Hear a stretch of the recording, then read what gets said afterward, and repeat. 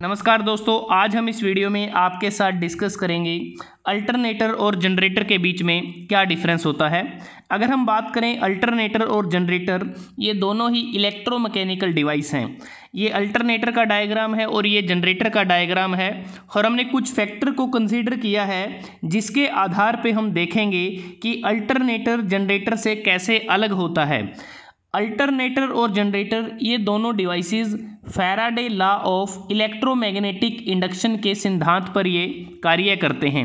तो सबसे पहले अगर हम बात करें कि अल्टरनेटर का फंक्शन क्या होता है और जनरेटर का क्या फंक्शन होता है।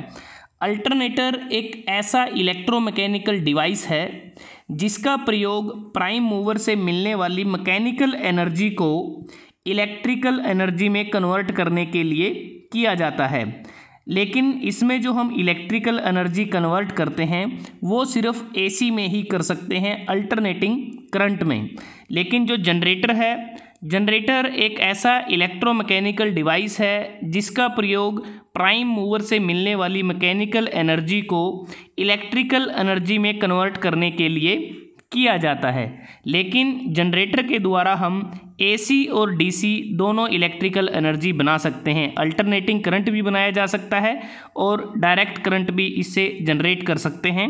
डायरेक्ट करंट को जनरेट करने के लिए हम जनरेटर में कम्यूटेटर का इस्तेमाल करते हैं। उसके बाद है मैग्नेटिक फील्ड। अगर हम बात करें अल्टरनेटर के केस में, अल्टरनेटर के केस में जो मैग्नेटिक जो फील्ड है जो स्टेटर वाइंडिंग के अंदर रोटेट करता है, और इसमें जो फेज़ कंडक्टर वो स्टेशनरी रहते हैं। मतलब कि जो आर्मेचर होता है वो अल्टरनेटर में स्टेशनरी रहता है। अगर हम बात करें जनरेटर के केस में, जनरेटर के केस में जो मैग्नेटिक फील्ड है वो स्टेशनरी रहता है। लेकिन जो इंडक्शन जनरेटर के केस में मूव करता है, जो एक एक्सेप्शन है, क्योंकि जो जनरेटर होते हैं इसमें लो वोल्टेज के केस में जो मैग्नेटिक फील्ड है वो स्टेशनरी रहता है, लेकिन हाई वोल्टेज जनरेशन के केस में जो मैग्नेटिक फील्ड है वो रोटेट करता है। और जनरेटर में जैसा कि हम बात करें, इसमें जो आर्मेचर है वो रोटेट करता है। उसके बाद है वोल्टेज। वोल्टेज की अगर बात करें अल्टरनेटर के केस में, वोल्टेज तभी प्रोड्यूस होती है जब ज़रूरत होती है, लेकिन जनरेटर में हर समय वोल्टेज को प्रोड्यूस होती रहती है। जो वोल्टेज है वो ऑल टाइम इसमें प्रोड्यूस होती है।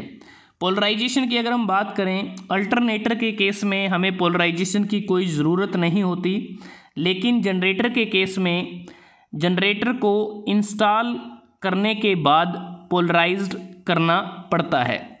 आउटपुट की बात करते हैं तो अल्टरनेटर जनरेटर के मुकाबले ज़्यादा आउटपुट जनरेट करता है, जबकि जनरेटर अल्टरनेटर के कंपैरिजन में कम आउटपुट को जनरेट करता है।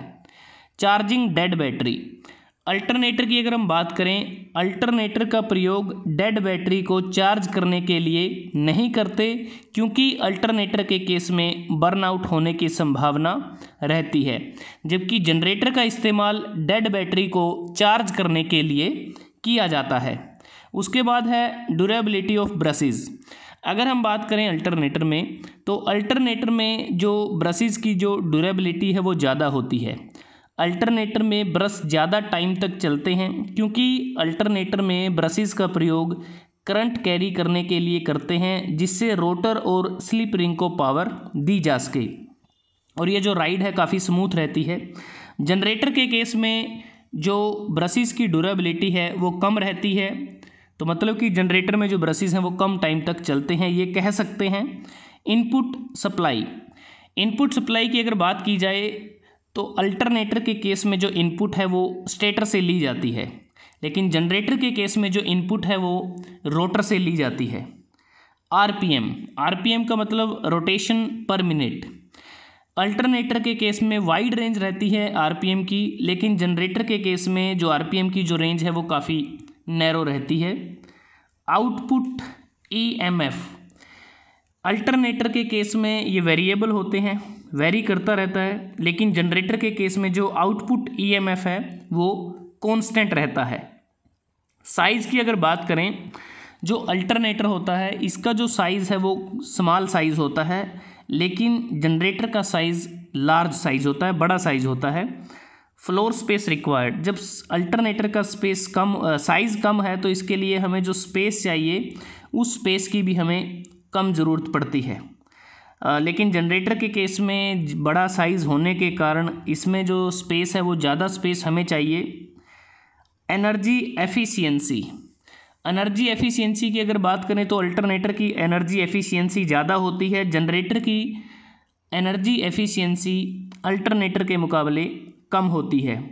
कम्यूटेशन मैकेनिज़्म, अल्टरनेटर के केस में कम्यूटेशन मैकेनिज़्म का हम प्रयोग नहीं करते तो इस केस में ये प्रेजेंट नहीं होता, लेकिन जनरेटर के केस में अगर हम बात करें कम्यूटेशन मैकेनिज़्म का प्रयोग करते हैं, स्पेशली डीसी जनरेटर में जब हम डायरेक्ट करंट को जनरेट करते हैं।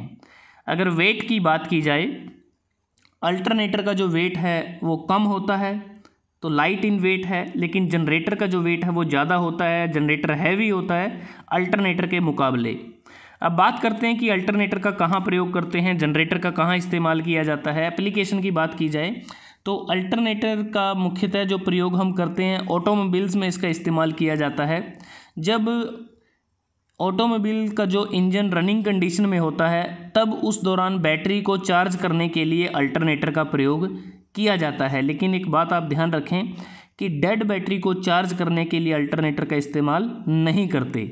अगर हम जनरेटर की बात करें तो जनरेटर का जो इस्तेमाल है वो लार्ज स्केल पर इलेक्ट्रिसिटी को प्रोड्यूस करने के लिए किया जाता है। जो जनसेट वगैरह हम देखते हैं तो लार्ज इलेक्ट्रिसिटी को प्रोड्यूस करने के लिए जनरेटर का इस्तेमाल किया जाता है।